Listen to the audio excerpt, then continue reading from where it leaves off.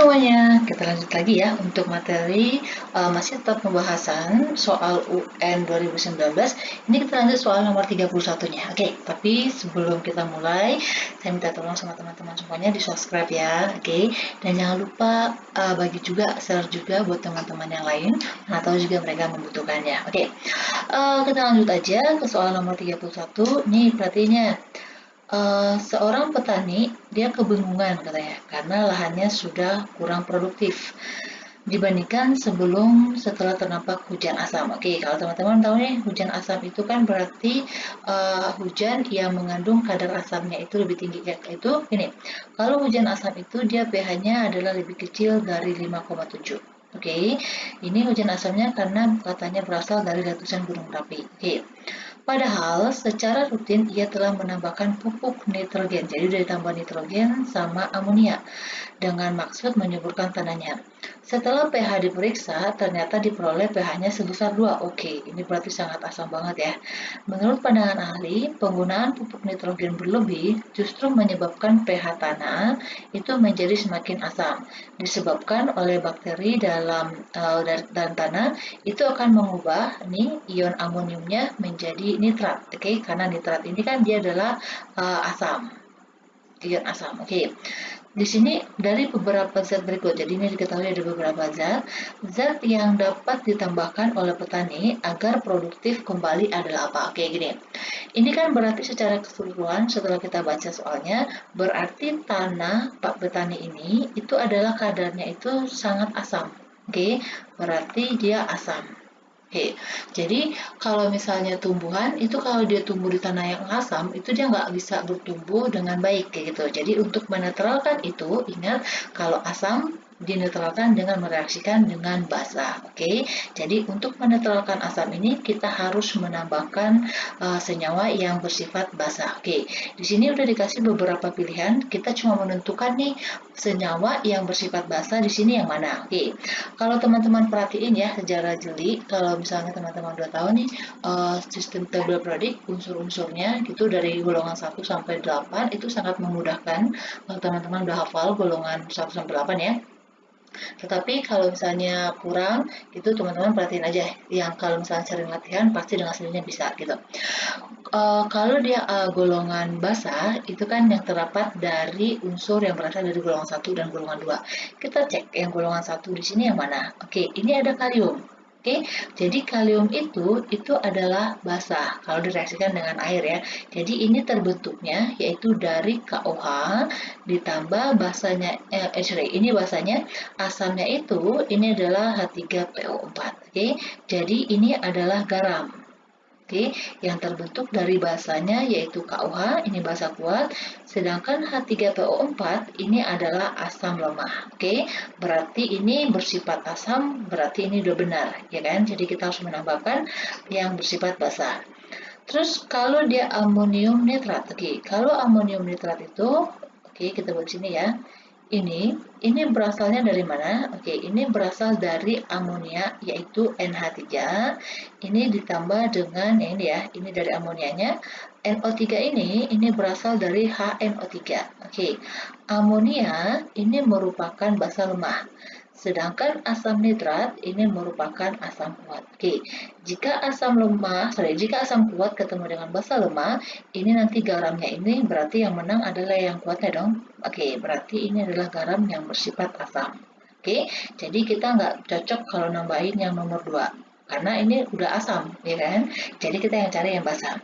Kalau untuk yang ketiga, ya kan, yang ketiga itu adalah kalsium karbonat. Ini kalau kita ionkan, ini Ca golongan 2 ya, berarti berasal dari CaOH 2 kali ditambah dengan H2CO3. Oke, ini adalah basa kuat. Sedangkan kalau ini asam karbonat ini berasal dari asam lemah. Oke, yang kuat ketemu yang lemah berarti yang menangnya yang kuat dong, ya kan? Karena ini yang kuatnya adalah basa, berarti ini dia bersifat karena yang kuatnya adalah asam, berarti ini sifatnya adalah basa. Oke, berarti ini benar. Sedangkan kalau ini enggak, ya kan? Karena ini berasal dari amonia NH3. Oke, jadi ini bukan. Berarti ini jawabnya adalah 1 dan 3. Ini jawabnya yang B ya. Oke. Supaya teman-teman lebih gampang nih untuk ngafalin golongan untuk menentuin apa aja yang basa kuat ya. Caranya gini. Teman-teman harus ingat nih golongan satu apa aja. Ya kan golongan satu itu hidrogen kita nggak ikut ya. Walaupun nggak apa. Nih, hidrogen ya kan hari libur nanti kita rebus kacang Prancis. Ini kan golongan satu ya. Oke, sorry nih nggak lurus. Kalau golongan duanya yaitu golongan dua apa? Oke, golongan dua itu besok Minggu cari Sri bawa rambutan. Oke, yang untuk golongan satu yang kita coret atasnya nggak masuk karena golongan dia nggak termasuk golongan satu ya. Kalau untuk golongan satu lagi yang francium nggak masuk karena dia merupakan unsur radioisotop. Jadi dia waktu luruhnya itu dia nggak bakal bertahan lama, nanti bakalan terurai meluruh menjadi unsur lain. Sedangkan ini untuk golongan 2, ini berilium sama magnesium ini termasuk ke dalam basa kuat, dia termasuk basa tetapi basa lemah. Oke, kita mau cari yang basa kuatnya. Terus radium juga nggak masuk karena itu radioisotop. Jadi yang termasuk ke dalam basa kuat itu ada 8. Ini tinggal tambah aja nih. Ini berarti LiOH, NaOH, KOH, RbOH, sama CSH. Sedangkan kalau ini berarti kan dia golongan 2 ya. Berarti valensinya ada 2. Ada 2 nih, ya kan? Dan ini juga OH 2 kali. Berarti ada berapa nih? 1, 2, 3, 4, 5, 6, 7, 8. Kayak gitu. Oke, gampang kan? Kalau teman-teman udah hafal yang golongan 1, 2 apa aja. Kayak gitu. Oke, lanjut lagi. Seorang siswa mencoba membuat larutan penyangga. Oke, larutan penyangga teman-teman pasti tahu dong. Larutan penyangga itu kan yang kalau misalnya ditambahkan suatu larutan nih, misalnya nih awalnya misalnya nih ya, ini adalah larutan asam misal pH-nya itu misalnya awalnya dia 3, terus kita masukkan atau kita campurkan misalnya bukan asam lagi ya, basa. Oke, kita campurkan basa misalnya kita dengan pH-nya 13. Oke.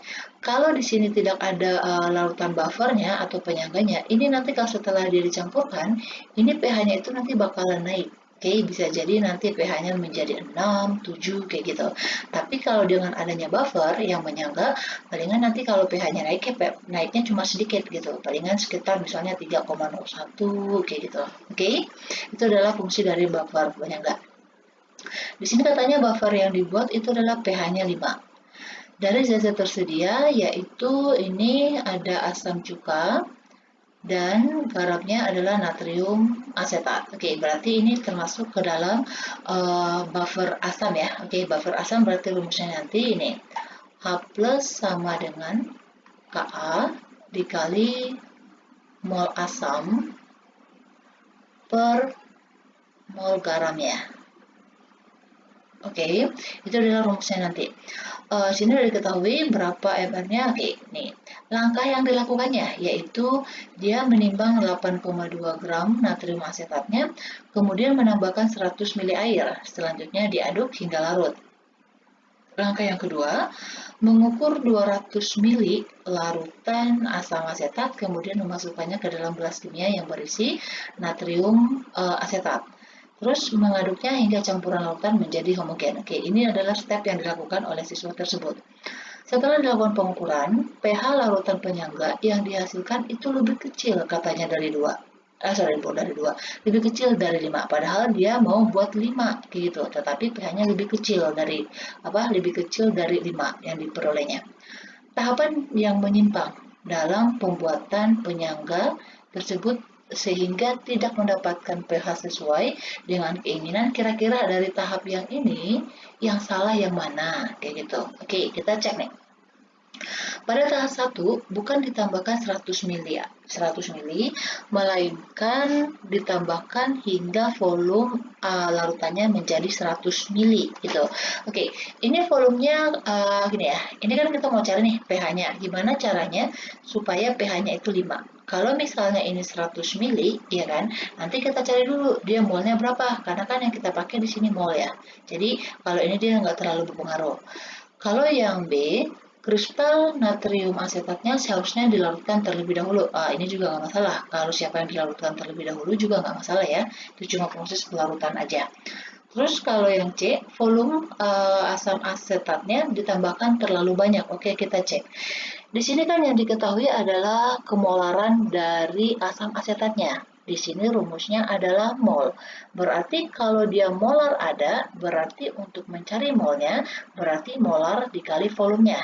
Iya kan? Sekarang kita hitung, kemolarannya adalah 1 molar, dikali di sini volume yang dimasukin adalah 200 mili. Oke, 200 mili, ingat ini volumenya harus dalam satuan liter. Berarti 200 mili itu dibagi 1000 ya, menjadi 0,2 liter. Berarti ini dapat nanti diperoleh 0,2 mol. Oke, ini adalah mol asetat ya, CH3COOH. Terus, nih ya, kita masih bahas yang mana nih? Yang C ya. Terus di sini kan asam asetatnya katanya 8,2 nih, bukan asam asetat, natrium karbonatnya kan 8,2. MR-nya diketahui 82, berarti kita cari molnya ya.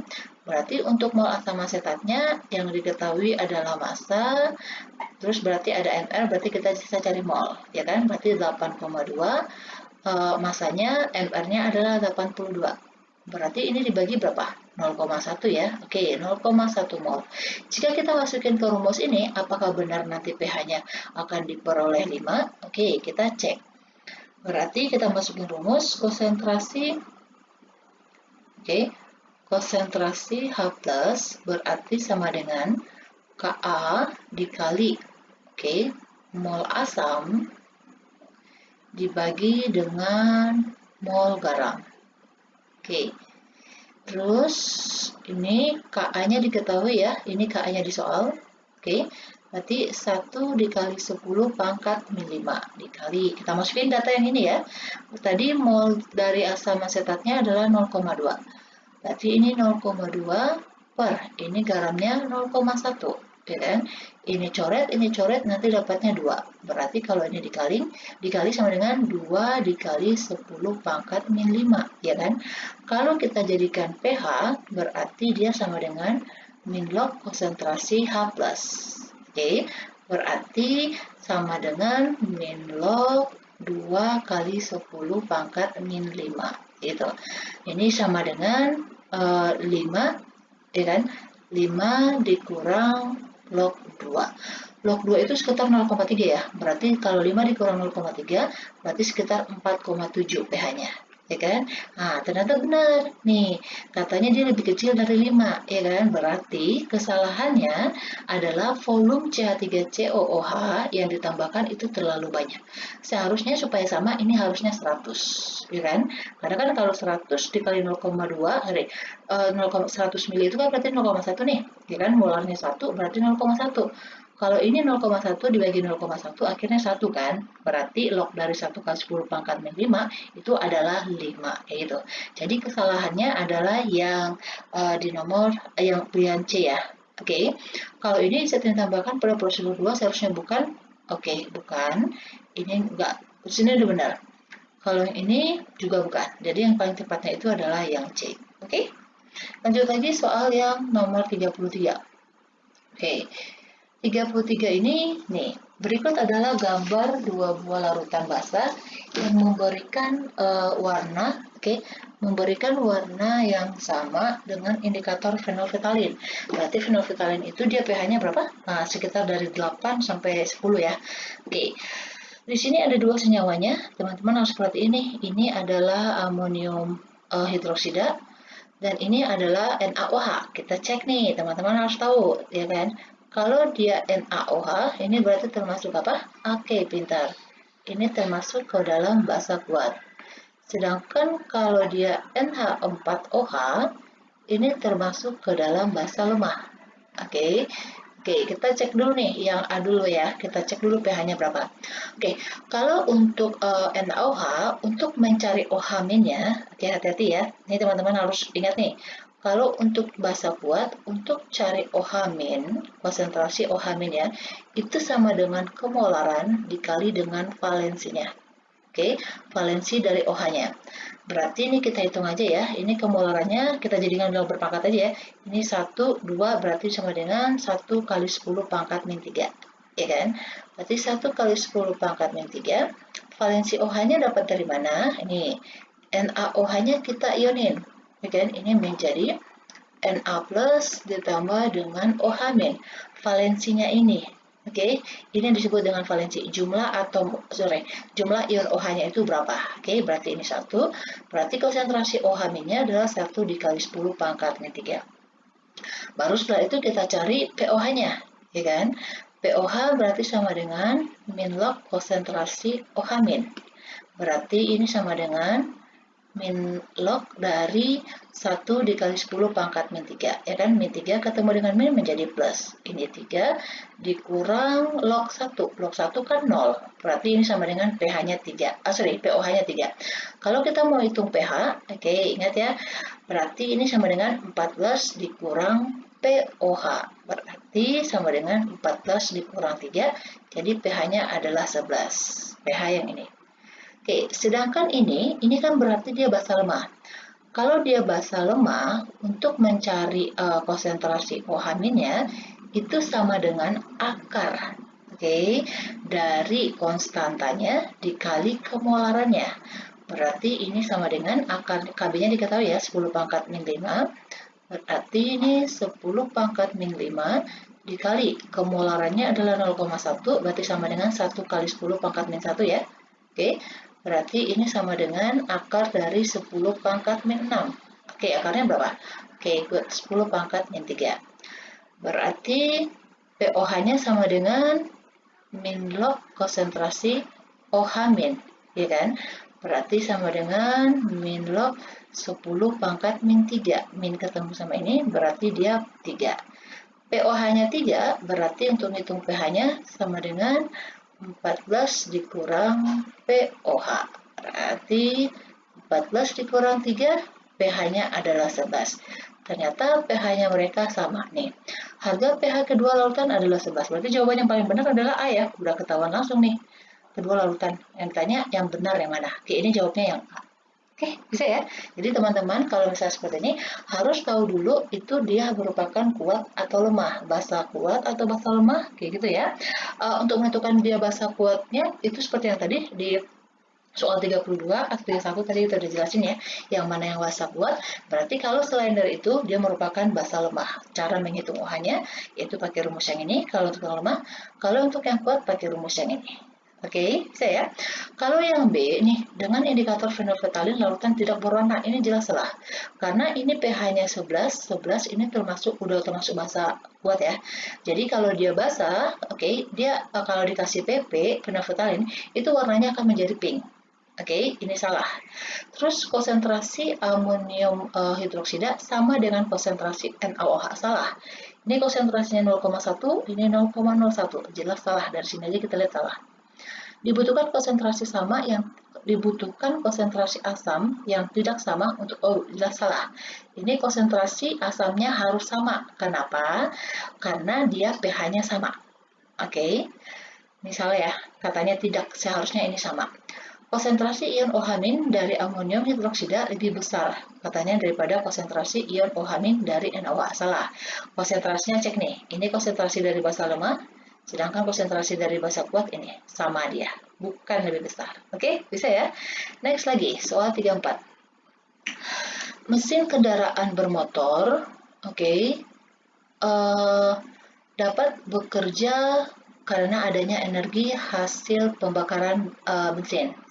Jadi ini adalah yang materinya hidrokarbon ya. Jadi pembakaran bensin dengan gas oksigen. Bensin mengandung campuran hidrokarbon, heptan, sama rantai bercabangnya adalah isooktana. Jadi gini, jadi untuk menentukan mutu suatu bahan bakar, jadi untuk menentukan mutunya, itu diambil dua, yaitu normal heptana, ini yang rantai lurusnya, dan juga isooktana. Isooktana ini nanti rantai bercabangnya. Sebenarnya bahan untuk membuat yang namanya bensin itu bukan cuma yang dua ini, bukan, tetapi yang dua ini yang dipakai untuk menentukan kualitasnya. Oke, jadi yang ini dipengaruhi oleh nilai ketukannya ya. Jadi normal heptana ini ketukannya itu dia lebih besar. Jadi ketukannya dia lebih besar, sedangkan kalau isooktana ini ketukannya lebih kecil. Oke, karena ini dia bercabang. Oke, bisa ya. Jadi kita mau lihat nih. Berikut disajikan datanya. Oke. Jadi bahan bakar yang memiliki mutu terbaik. Oke, gini ya. Jadi karena ini ketukannya dia besar, ini dikasih persentasenya adalah 0%. Sedangkan isooktananya ini dikasih persentasenya 100%. Jadi kalau isooktananya itu dia dalam persennya itu adalah 100%, berarti dia mutunya 100 nilai oktannya. Ya kan? Tapi sekarang itu belum ada. Jadi kita cek nih, berarti yang mutu terbaik yaitu berarti yang kandungan isooktananya yang lebih besar.